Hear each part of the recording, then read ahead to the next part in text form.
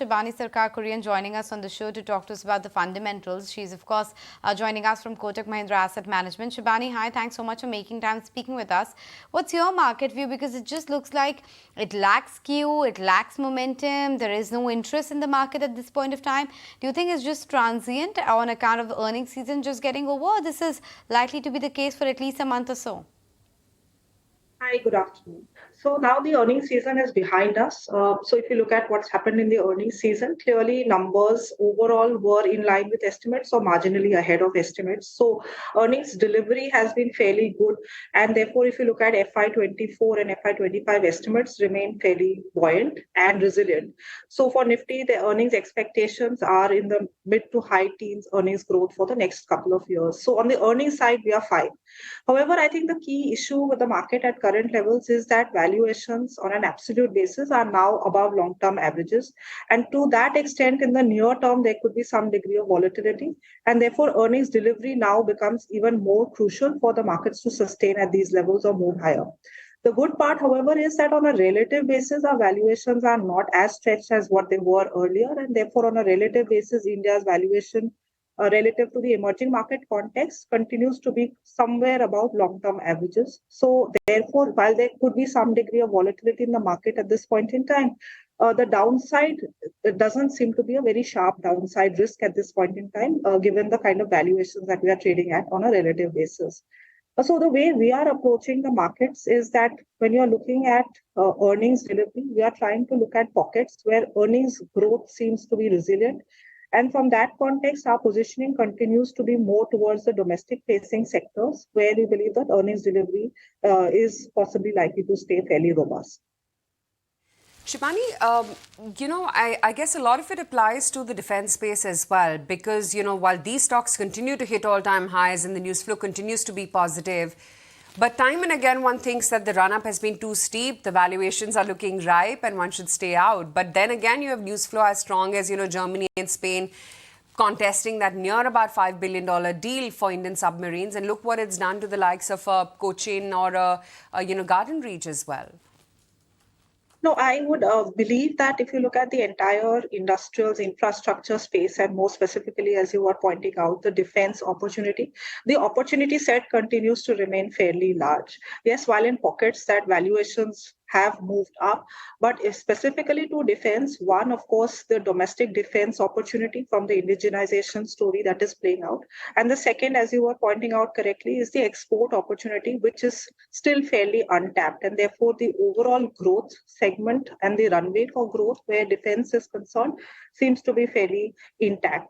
Also, if you look at slightly on a more broader basis on the industrials infrastructure manufacturing side, what we have seen is that in the recently concluded earnings season, the order inflows have remained robust, and that has been the trend that has been seen over the last few quarters. The second aspect is that, when you look at this entire space of industrials, while a lot of the growth has come in through in terms of public capex, overall, if you look at data in terms of the headline capacity utilization levels in the economy, that number has moved up above long-term averages. And therefore, our belief is that private sector capex should also start to pick up pace. And within this entire construct, defense continues to remain a fairly interesting opportunity.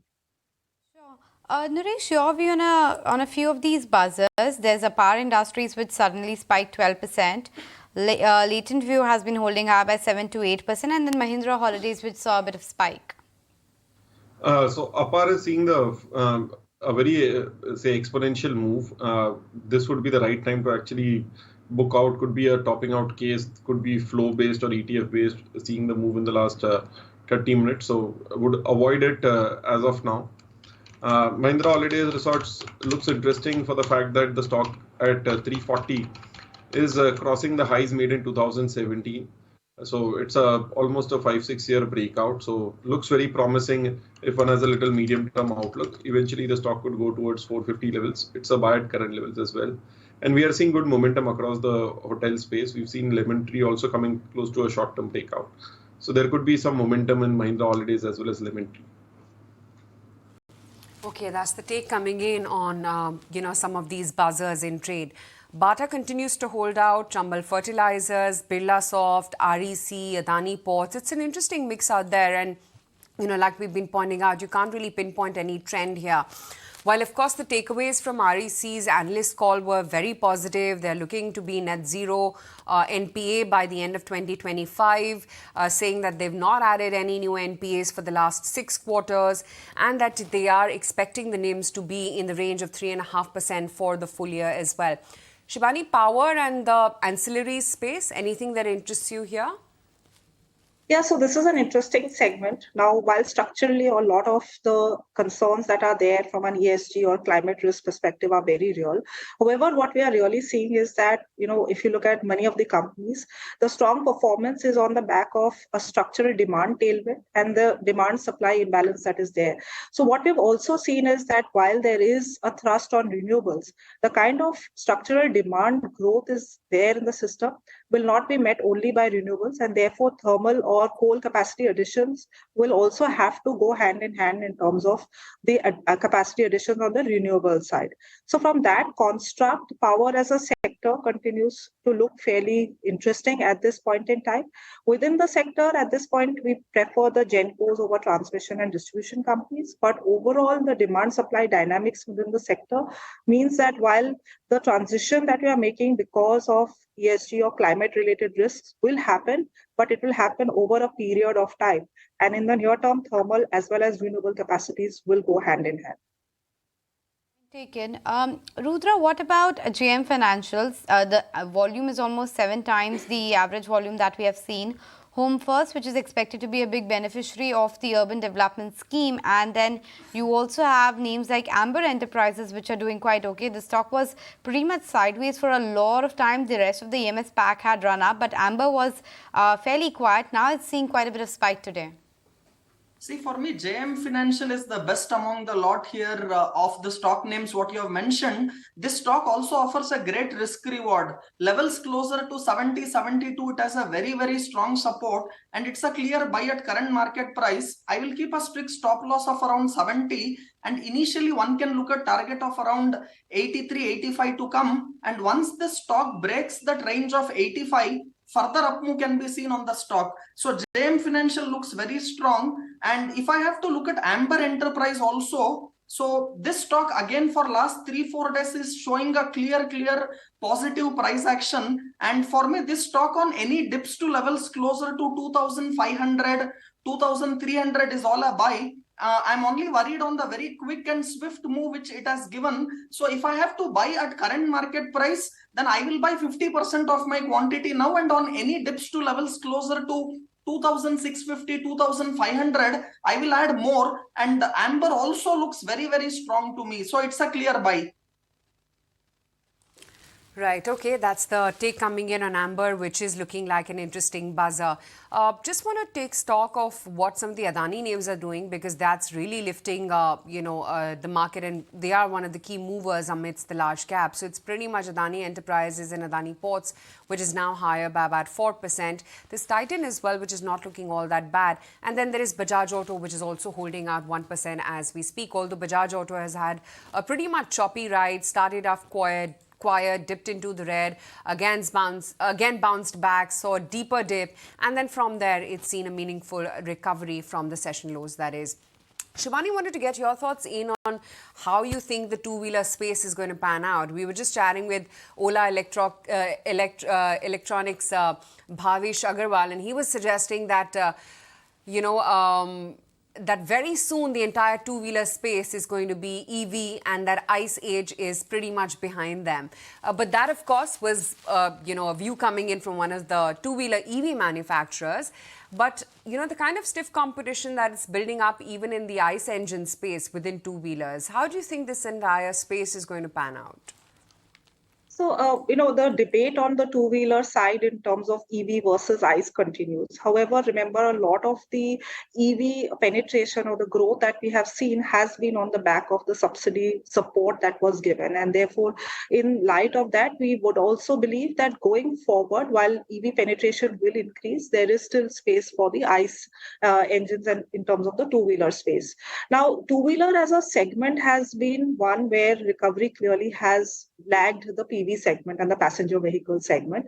But at the margin, what we are seeing in terms of, on the ground feedback and even in terms of numbers on a monthly basis, is that the demand trajectory from the rural markets appears to be improving. So that's one possibly an important factor, especially where the base or the lower end segment within the two-wheeler category is concerned.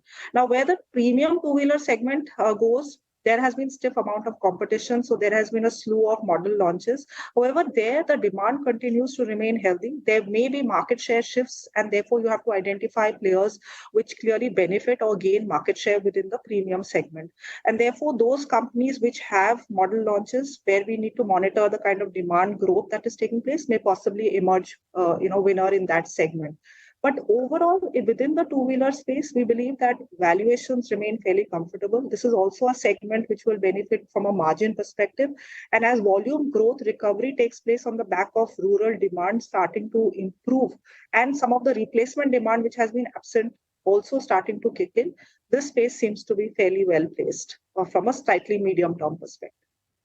So the ICE engine versus EV debate will go on, but most likely they'll go hand in hand. It's not going to be a complete EV transition at this point of time. But in the meantime, what's the chatter around in the dealing rooms and which is the stock on their radar? Sharad is joining us with the latest. Well, yes, in focus we are having Jubilant Ingrevia, and what we are hearing from the dealers is buying seen from the DI counters as well as certain HNI counters. Now, looking at the stock itself, the volumes has gone up almost 4 times its 20-day average, and on a technical basis, the stock is just 1% away from its 200-day moving average. The stock itself is up 11% from the July's lows itself, and the key DIs who are already invested in the company, they include the names such as Nippon Mutual Fund as well as DSP Mutual Fund.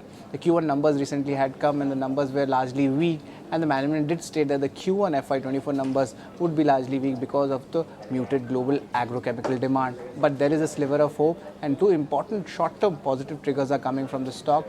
The first one being the nutrition and the health segment. That segment is seeing a strong volume recovery, and also a good traction is being seen for the CDMO segment for the business. We leave it at that. Sharad, thanks for highlighting what's buzzing with Jubilant Ingrevia. That stock, almost 1 million shares traded and buzzing about almost 5% as we speak. So that's pretty much holding out very, very smartly in trade. Naresh, I don't know if you've been seeing the charts of Jubilant Ingrevia or not. So not tracking it closely as such, because the stock was pretty sideways for a long time. But would wait for some more time, let it sustain for a few sessions. The stock has corrected from 800 plus. So would wait it out, let it say settle for another couple of sessions and then maybe look at it. Point taken. Shibani, but a couple of stocks which are coming under pressure are also from cement space right now, whether it's an India Cement or a JK Cement, etc. What's your view on the cement pack as a whole, and is there any stock from this vertical that you would suggest as a buy? So, from a sector perspective, we continue to remain fairly positive on cement. What we have seen, especially in the quarter gone by, is that the volume growth has been very, very strong. Of course, pricing has remained muted, and that has been the elusive factor in this whole equation where cement companies are concerned. The overall impact or the positive impact because of input cost pressures coming off is likely to flow through in the next few quarters as well. And therefore, we do see some amount of improvement on margins coming through because of lower input costs. If pricing holds out and if over a period of time you start seeing some improvement on pricing, that will impact the overall profitability and be positive, because pricing is one of the key factors which drives profitability in the sector. The other most important and a slightly more structural thing that is happening in the sector is clear a degree of consolidation, and therefore there is market share shifts towards a few large players, and that should also bode well from a profitability perspective on a slightly longer term basis because of market share shifts and consolidation. Now, cement as a sector continues to be one of the best proxies to play for infrastructure as well as the entire real estate housing construction side. What we have seen is that, in terms of the overall balance sheets across many of the companies, balance sheet has seen improvement.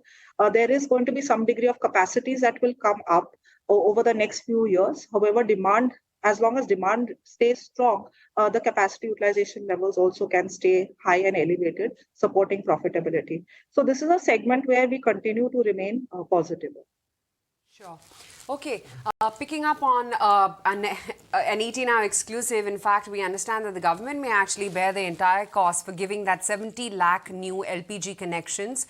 In fact, we are learning from our sources that the Finance Ministry is considering a proposal from the Oil Ministry to give 100% subsidy for new LPG connections. Prakash Priyadarshi, my colleague, joins in and he says that it will be a big relief for OMCs who are bearing 50% of the cost currently. Prakash? Yes, we are learning from our sources that the Finance Ministry is considering a proposal to grant approximately 4,000 crore to provide 70 lakh new LPG connection to the consumer. We are given to understand that the Oil Ministry has prepared this proposal and sent to the Finance Ministry for its consideration. Expenditure Finance Committee of the Finance Ministry is evaluating this proposal at this point of time. Since connections will be given under Ujjwala scheme, we are learning from our sources that the Oil Ministry has made a proposal to change in existing structure of the Ujjwala scheme in order to provide relief to the oil marketing companies like IOCL, BPCL and HPCL. As under new proposal, oil marketing companies will not have to share the cost of a subsidy burden with the government in a ratio of 50%. So that's a big relief when it comes to oil marketing companies. As per the proposal, government will bear 100% cost of the subsidy under a new scheme. Moving ahead, sources are also informing that government may also increase the cost of a connection under a new structure. That may be increased from 3,200 rupees to 4,300 rupees per connection. So it's a big development coming in. Apart from that, when it comes to consumer, sources are also informing that under new structure, consumers will also get a big relief as they will not have to pay EMI to the oil marketing companies in order to get new connections.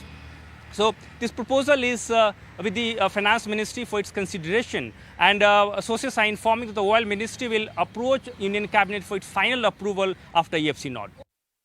Okay, so that's the latest coming in. Thank you so much, Prakash, for joining us with that. But before I come to Naresh for the BTST idea, I wanted your take, Rudra, about the Adani group of counters. As we were talking about, that's the only space which is holding up, whether it's enterprises or ports. Is there any name that you would recommend at current levels? Yeah, I would definitely put Adani Ports charts much better to that of Adani Enterprise. So if you want to buy an F&O stock available in Adani Group, I will definitely go for Adani Port. I will keep today's low as stop loss somewhere closer to those levels of around 780, 770 and look at targets closer to 830 to first come. And then it can eventually move towards that levels of around 870 to 900. So I will be taking Adani Port long call with a strict stop loss of 780. Long call on Adani Ports, but what's the long or short call that, Naresh, you have as a BTSC trade? So two large caps, a buy on Axis Bank with a stop loss at 935 and a target price of 955. Second is a buy on Mahindra, and Mahindra, the stock is just say a percentage point away from an all-time high. Stop loss at 1555, target price of 1620. Okay, that's the take coming in on some of these BTST trades right now. Shivani, before we let you go, just wanted to understand where is it that you think that the market is overvalued, and I'm talking about various sectors here, and where is it that you feel that if we were to correct a little bit more, they would get into value zone? Yeah, so, the way we have been approaching the market has been to look at, as we have discussed earlier as well, that look at domestic facing sectors and businesses where you are seeing growth and earnings trajectory remaining fairly intact. So at this point in time, of course, within sectors, there are different pockets of valuations and opportunities. So sectors where we continue to remain positive include industrials, auto, cement, and banking.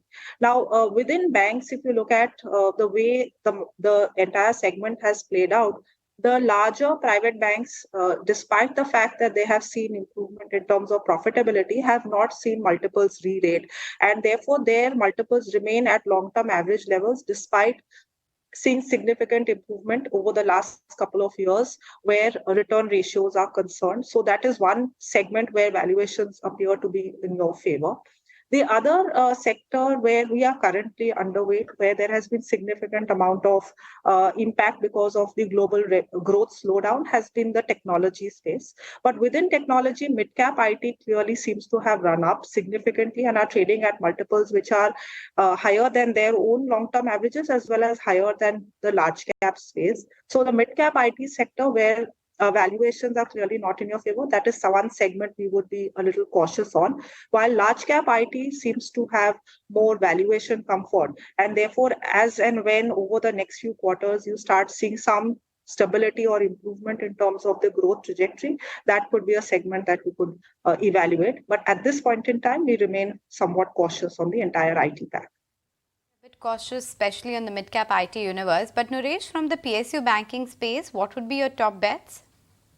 So if you look at it, it would be Punjab National Bank (PNB) because that's the stock which has been a major underperformer for a long period of time. The stock is coming back to the same prices where it topped out last year. Sustaining about 64, 65 would be a major breakout. Expect it to be sideways for some time, but eventually a breakout about 64 and go towards 75. So the top bet right now would be PNB. So top bet within the public sector banking names is Punjab National Bank, and today in fact if you look at an Indian bank, a Bank of Baroda, an SBI, Canara Bank, they're all flying away in the trading session. So that's just one end of the market which is actually holding up in the green, because apart from that, most of the sectors, whether it's energy, FMCG, media, IT, they're all on the back foot. Realty is just managing to show a bit of a strength. So Sobha, for instance, and a Brigade and a Lodha are trying to hold up in the green, but the momentum still is a bit sideways when it comes to this pack as well. But the urban consumption themes, Shibani, that's been working out very well. And the premium category at that, you know, a Sula, a Landmark, a Lodha in terms of real estate, and even PVR Inox for that matter, which is doing quite well after Gadar's release. Is there any of the verticals that you would want to bet on when it comes to urban discretionary consumption? Yeah, so the urban discretionary consumption continues to hold up well. And as you rightly pointed out, the premium category seems to be the one which is doing well. While the mid segment, where, you know, some pockets we've seen discretionary consumption actually slow down. So be it pockets of retail, the lower end in terms of footwear. So there are pockets, especially at the lower end, where consumption slowdown has been very, very prominent. Now, within the consumption basket, at this point in time, our preference has been slightly more tilted towards the staples and the FMCG side, where we have started seeing some initial signs of volume growth recovery. Secondly, margins clearly have expanded, and that expansion in margins is likely to continue. Some of that margin expansion will flow back into in terms of higher ad spends, etc. But overall, there is an expansion that is taking place from a margin perspective. So what we believe is at this point, if you look at the entire consumption space between discretionary consumption, where valuations are somewhat elevated, vis-a-vis the staples pack, where valuations, while on an absolute basis may look elevated, but compared to its own historic averages, valuations remain relatively well placed. So our preference at this point in time, at the margin, has been more towards staples rather than the discretionary consumption pack. Right. Okay. Shibani, great to have you on the show. Thanks as always for taking the time out and joining in. Naresh, before we wind up for the day, just a quick strategy on where you think the Nifty could be headed next. So the view is we could bounce back towards 19,500, 550. 19,500, 19,550 on the cards. Seems like this consolidation and a little bit of dip down is only for a way forward. Rudra as well as Naresh, both of you, thanks as always for joining in. Let's begin winding up for the day. And we're closing in sub that 19,400 print. 19,350 thereabouts is where we're shutting shop for the day. It's really been the Adani names which have hogged all the limelight after GQG acquired that 8% stake worth about 9,000 crore rupees in Adani Power in blocks. So that's one stock which was in focus today. And of course, Adani Ports, Adani Enterprises, the entire cluster held out a buzz in trade. JSW Energy, let's revisit that one as well, because there too GQG has been a buyer. That stock was down about 4% in today's trading session. as were Religare Enterprises. In focus yesterday, Berman family bought about 5% stake via blocks, and today the stock was a little soft, down about 4% is where it's shutting shop for the day. The other big buzzers, of course, have been Bata, with all the news flow given an M&A kind of a deal that's maybe in the works, seems to be doing the rounds. So almost a 6% dash is what you saw on Bata at the intraday peak. REC after the brokerage upgrades and the con call takeaways. Almost a 5% bump up on that stock as well. Birla Soft, Chambal Fertilizers, Bajaj Auto, SBI and Titan. These have been some of the big buzzers in trade today. On the flip side, weakness for ITC down about 2.5%, L&T down 1.25%, Reliance as well under pressure, TCS, Wipro, ICICI Bank. It's these heavyweights which have pulled the markets lower in trade today. But on that note, we're going to wind it up on this edition of Closing Trades. Thanks for watching.